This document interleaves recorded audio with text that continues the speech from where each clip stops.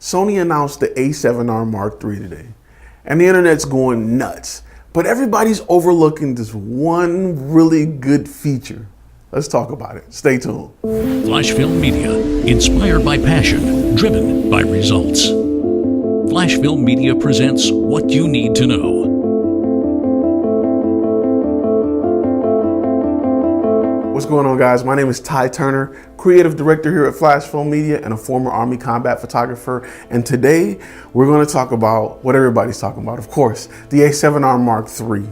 And before we get into what I like about it, let's go over some of the standard features and specs on this new camera coming from Sony.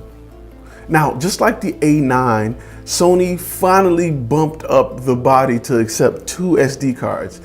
And that does a lot for the professional community. It does a lot. It's greatly appreciated, and it's something we've been asking for a long time. Another great feature is the USB-C that is now included on the body, which will make transferring those huge 42 megapixel files a lot faster. It now has the same great EVF found in the Sony A9, twice the battery life thanks to it using the same batteries as the A9, an autofocus joystick, touchscreen, and the best in-body stabilization you can get on any camera. It's a 5-axis in-body stabilization, so it helps when you have a lot of those prime lenses or lenses that are not stabilized. It'll help you get more out of those lenses and allow you to shoot at a slower shutter speed. And it also helps a lot for video. As far as photos go, you got the same 42.4 megapixel image sensor you had in the a7R Mark II, but they found a way to get a lot out of it. Sony is great doing that. Think about the sensors that are like in the FS700, the FS5, the FS7. All of those are the same sensors, and what they do over time is they find ways to get more out of those sensors, and they do a great job at that. The autofocus is twice as fast as the a7R II. Now you gotta think, the a7R II autofocus was pretty good. I mean, it was, to me, I think the a6500 was a little bit better, but if it's twice as fast as what it was, it's gotta be a lot faster than the a6500, which does a really good job. Continuous autofocus with 10 frames per second. To get a 42.4 megapixel picture and get 10 of them per second in uncompressed RAW is nuts. It's nuts. The only thing better right now, in my opinion, is the A9. Pixel shifting shooting mode is a big deal. That's not the feature I was talking about, but it's a big deal. I think this is a direct jab at medium format customers. Those who use medium format for product photography, who need that extra amount of detail, or for landscape photography, I think this will help them come over to the mirrorless community and pick up one of these cameras. Plus, it's a fraction of the price compared to a lot of the medium format cameras.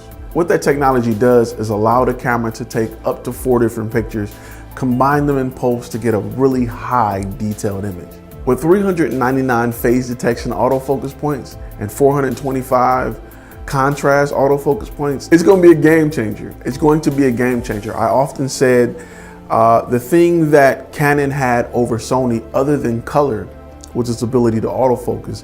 And I think Sony's really closing that gap, if not beating what you can get from, and that's really mostly in video. I think in photography, they are the kings right now with the A9. The video aspect, the dual pixel autofocus, in my opinion, has been better than Sony's so far, though the a6500 isn't far behind it. One very important thing is the fact that you get 14-bit RAW and the majority of the shooting modes you have, even silent mode. That's a great thing to have. They have the ability to use your camera at the maximum capabilities, and a majority of the modes is very, very important. So let's talk about video. One of the most important features when it comes to video on a full frame camera is getting 4K video that uses the complete width of the sensor. I want that really creamy bokeh. I want that really creamy shallow depth of field. I want to use the whole sensor to get video. And this is where the 5D Mark IV dropped the ball. Canon, I don't know what they were thinking, but this is where they completely dropped the ball. Sony, on the other hand, comes out of the gate not only giving you a full frame readout, but also offering Super 35 oversampling. So if you have a Super 35 lens or APS-C style lens, you can still use it with this camera and still get great 4K. In fact, it's shooting at 5K, downsampling to 4K, and if the image is as good as what I get out of my A6500, I'm a happy camper. They're also giving you 120 frames per second in HD. Another great benefit is S-Log3 to go with your S-Log2, and the ability to shoot HDR, so you're kind of future-proofing this camera. A key benefit that is important with the Sonys that I love is a clean HDMI out, so I can run my HDMI to my Atomos recorder and record if I like, go straight to ProRes. The key feature that a lot of people aren't talking about is the fact that it has 15 stops of dynamic range, which is an upgrade over 14 stops of dynamic range with the previous model. Now, what does this mean? This means that Sony cameras are starting to get into the red territory a little bit when it comes to image quality. I can't wait to see what this looks like on the video side of things.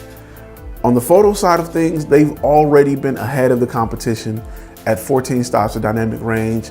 I know some of the Canons were getting 12.9, some of the Nikons were getting 13, maybe 14, unless you go with their higher end D850 1DX, which were pushing 14 stops of dynamic range. But to get 15 stops of dynamic range out of this camera on both the photo and the video side means it's going to produce some great images. Perfect for landscape, perfect for portraits, skin tones. I can't wait to see what this camera does in low light. So let's just compare it to the competition. And one of the main cameras it directly compares to is the Canon 5D Mark IV. If you have one, right now may be the time to put it on Craigslist. And this is why. The only feature on the 5D Mark IV that's better than the A7R Mark III is the resolution of the touchscreen. That's it. And it's only better by about 3%. The A7R Mark III shoots faster, it has a higher resolution sensor, it offers silent mode, it focuses faster, and it's $100 cheaper. I don't understand how, unless you're invested in a whole lot of glass, which I get, I was there. Unless you're invested with a whole lot of glass, it's just a cut and dry situation for me. If I'm trying to decide on what's the best camera. If you're getting into the market or getting into photography and you're trying to decide between the two, I know everybody has Canon. I'm not paid by Sony, I just like the product. I know all your friends has Canon and Nikon with the straps around their neck, but you have to take a good look at the A7R Mark III. It's just a better product. I can't wait to see what it does on both the photo and video side. I mean, I'm very impressed with the autofocus system. Just how it covers the complete screen. I'm impressed with the full autofocus during video. The 5-axis image stabilization, it offers features that you're not getting with DSLRs. I mean, it's obvious how much better the Sony cameras are over the Nikons and the Canons.